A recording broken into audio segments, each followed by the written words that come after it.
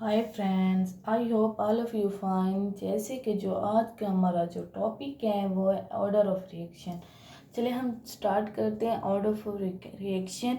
Order of reaction से पहले हम क्या कर लेते हैं, उसके देखते हैं कि इसकी बेसिक क्या है। इसकी बेसिक को समझेंगे। उसके बेसिक में सबसे पहले हम बेसिक में जाते हैं कि factor affecting on the rate of reaction. ये हमारे पास आज की जो हेडिंग है वो ये है, factor affecting on the rate of reaction. अगर हम रेट ऑफ रिएक्शन की बात करें तो रेट ऑफ रिएक्शन कब होता है, जब हमारे पास रिएक्शन हो रहा होता है, जब उसकी स्पीड होती है हम उसको रेट ऑफ रिएक्शन कहते हैं। और जो फैक्टर होते हैं, फैक्टर के रेट ऑफ रिएक्शन पर कौन से इफेक्ट करते हैं। अब हम देखते हैं कि जो फैक्टर है वो चार हैं। Concentration of reactant, concentration of reactant मतलब ये कि हम इसे ऑर्डर ऑफ रिएक्शन भी कहते हैं। जो हमारा आज का टॉपिक है वो यही फैक्टर है। बेसिकली जो हमारे पास ऑर्डर ऑफ रिएक्शन है वो फैक्टर इफेक्ट करता है रेट ऑफ रिएक्शन पे। तो आज का जो हमारा टॉपिक है वो कंसंट्रेशन ऑफ रिएक्टेंट्स है, कि हमारे पास रिएक्टेंट जो है उसकी कंसंट्रेशन कितनी है, तो हम उसे ऑर्डर ऑफ रिएक्शन भी कहते हैं। फिर नेचर ऑफ रिएक्टेंट्स और टेम्परेचर और फिर कैटालिस्ट।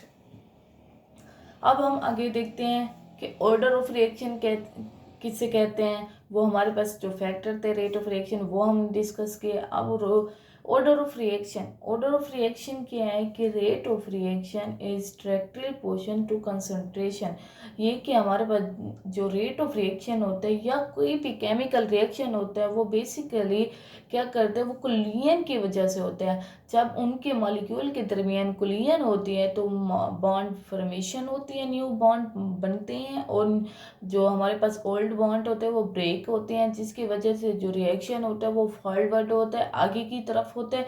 तो हम जितना ज़्यादा हम कॉन्सेंट्रेशन डालते जाएंगे तो कुलियन उतनी ज़्यादा बढ़ती जाएगी और केमिकल रिएक्शन हमारी तरफ जो होगा वो फॉरवर्ड होगा। जो हमारे पास एक्सपेरिमेंटली जब उन्होंने साइंटिस्ट ने स्टडी की तो उन्होंने कहा कि हमारे पास रेट ऑफ रिएक्शन जो है वो क्या करते हैं, वो सिर्फ कंसंट्रेशन पे डिपेंड नहीं करता बल्कि इसकी पावर एन पे भी डिपेंड करता है। ये हमारे पास एन क्या है, ये हमारे पास एन क्या है, हमारे पास ये ऑर्डर ऑफ रिएक्शन है। जो हम टॉपिक पढ़ रहे हैं ये वही ऑर्डर ऑफ रिएक्शन है कि हमारे पास जो रेट ऑफ रिएक्शन है वो डायरेक्टली प्रोपोर्शन है कंसंट्रेशन के और उसकी पावर एन के, एन ऑर्डर ऑफ रिएक्शन है। एंड हमारे पास इंटीगर और इनफ्रैक्शन होता है। अब हमारे पास इंटीगर क्या होता है, प्लस माइनस में भी होते हैं, और फ्रैक्शन जो होते हैं वो पॉइंट्स में होते हैं। अब हमारे पास order of reaction can only be find out by experimentally. हाँ, हमारे पास जो ऑर्डर ऑफ रिएक्शन होते हैं हम सिर्फ और सिर्फ उसे क्या करते हैं, एक्सपेरिमेंटली वेरीफाई कर लेते हैं कि इसका ऑर्डर ऑफ रिएक्शन क्या होगा। हम उसे थ्योरेटिकली नहीं फाइंड आउट कर सकते। अगर हमारे पास जैसे कि दिए हुए होते हैं हम उनको थ्योरेटिकली उस वक्त करते हैं जब हमारे पास थोड़े बहुत हिंट्स होते हैं कि इससे जो हमारे पास इक्वेशन है इसको बैलेंस करने के देखें। हमारे पास जैसे कि ये अमोनिया की इक्वेशन है, इसे हम बैलेंस करेंगे, इसके बहुत से तरीके इसे बैलेंस करने के, और जितने बैलेंस करने के तरीके होंगे उसके उसके डिपेंड करते हैं कि ऑर्डर ऑफ रिएक्शन कितना होगा। अब देखिए इसका ऑर्डर ऑफ रिएक्शन डिफरेंट होगा। अब और देख लेते हैं। देखिए अब बनना तो वही अमोनिया है, सेम है, दोनों के क्या प्रोडक्ट हमारे पास सेम बने हैं। दोनों के प्रोडक्ट तो हमारे पास सेम बने हैं, लेकिन इन दोनों का ऑर्डर रिएक्शन या वो इसकी जो हमने बैलेंस किया इक्वेशन को वो डिफरेंट तरीके हैं। तो हमारे पास ऑर्डर ऑफ रिएक्शन को हम किस ओनली एक्सपेरिमेंटली वेरीफाई करते हैं। अगर हमारे पास कोई इक्वेशन दी हुई हो तो हम उसे उसमें हिंट्स हो तो उससे निकाल लेते हैं। अब हम देखते हैं कि ऑर्डर ऑफ रिएक्शन को कैसे निकालते हैं थ्योरेटिकली। जो हमारे पास ऑर्डर ऑफ रिएक्शन है do not have any relation between stoichiometry coefficient. मतलब कि जो हमारे पास ऑर्डर ऑफ रिएक्शन है वो स्टिशियोमेट्री कोफिशिएंट पे डिपेंड नहीं करता। तो वो क्यों नहीं करता वो हम ये देखिए हमारे पास फॉर एग्जांपल ये हमारे पास क्या है, कोई भी ऐसे हमने ले लिए कि एक ए और बी हमारे पास कोई रिएक्टेंट है, वो मिलकर क्या बना रहे हैं, प्रोडक्ट। अब हमारे पास जो ये ए है या ये बी है या ये हमारे पास स्मॉल सी है, ये क्या है, हमारे पास स्टोइचोमेट्रिक कोएफिशिएंट है। तो हम इससे क्या कहेंगे, ये स्टोइचोमेट्रिक कोएफिशिएंट है। और हम कह रहे हैं कि हमारे पास जो ऑर्डर ऑफ रिएक्शन है वो इन पे डिपेंड नहीं करता। और हम जब हम ऑर्डर ऑफ रिएक्शन निकालते हैं उसके लिए हम देखें, हमें मैंने पहले भी कहा वो हम एक्सपेरिमेंटली वेरीफाई करते हैं। देखें हम कोई भी ऑर्डर ऑफ रिएक्शन निकालेंगे तो सबसे पहले हम क्या करेंगे, rate of reaction, directly proportion, ये हमारे पास ये जो रिएक्टेंट है, रिएक्टेंट की और बी, और ये जो स्मॉल पी है ये हमारे पास एक्सपेरिमेंटली आते हैं, ये हमारे पास थ्योरेटिकली नहीं होते। जब हमारे पास ये एक्सपेरिमेंटली आते हैं तो हम इसकी वैल्यू इजीली निकाल सकते हैं। देखिए हमारे पास पी क्या है, पी क्या है, order of reaction with respect to A. अब हमारे पास क्यू क्या है, order of reaction with respect to B. अब हमारे पास जब पी और क्यू दिया हुआ है, जब इनको हम प्लस करेंगे तो ओवरऑल जो ऑर्डर ऑफ रिएक्शन होगा वो हम निकाल सकते हैं। अब हम इसका यूनिट देखते हैं। हमारे पास जो रेट ऑफ रिएक्शन था वो डायरेक्टली प्रोपोर्शन था कंसंट्रेशन पावर एन, ये तो सही था ना, उसके ऊपर पावर हमने पीछे देखे हैं। अब हमारे पास जो ये डायरेक्टली प्रोपोर्शन है, इस साइन को हटा के का साइन निकालते हैं, लगाते हैं कॉन्स्टेंट का। ओके, फिर हम जब के की वैल्यू बाहर निकालते हैं तो हमारे पास के ये आ गया रेट कॉन्स्टेंट। हमारे पास के क्या है, ये रेट कॉन्स्टेंट है, इसे कहते हैं।